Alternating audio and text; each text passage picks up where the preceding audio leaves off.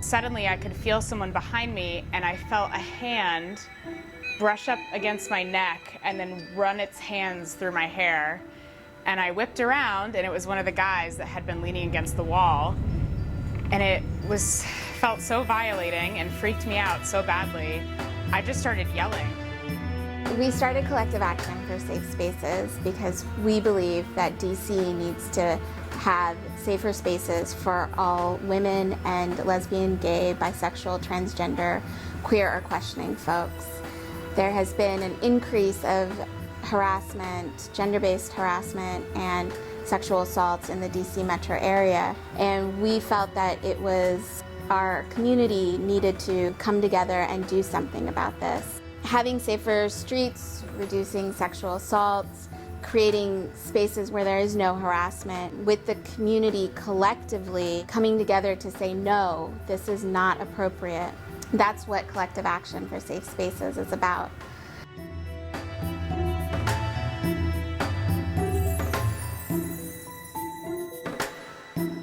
I've been harassed in DC. I'm harassed every day. This is every day.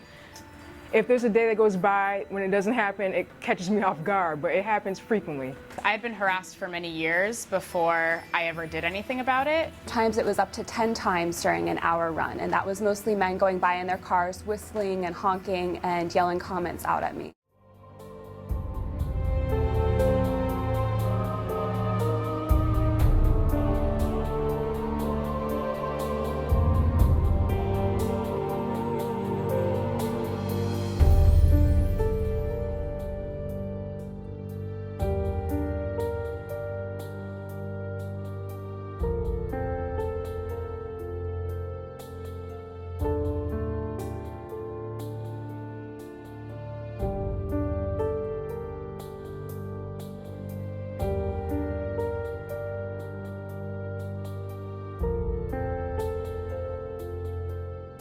In 2009, Shannon and I started to come together after our training with the DC Rape Crisis Center.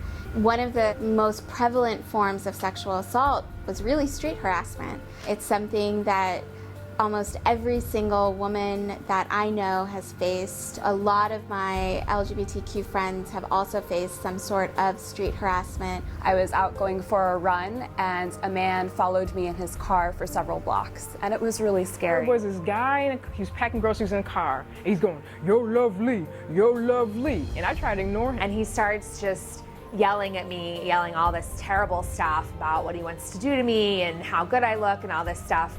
And then he goes, "Well, ugly, bumpy face, you're ugly." He literally stopped traffic on the street so that he could scream at me and curse at me just because I'd stood up for myself.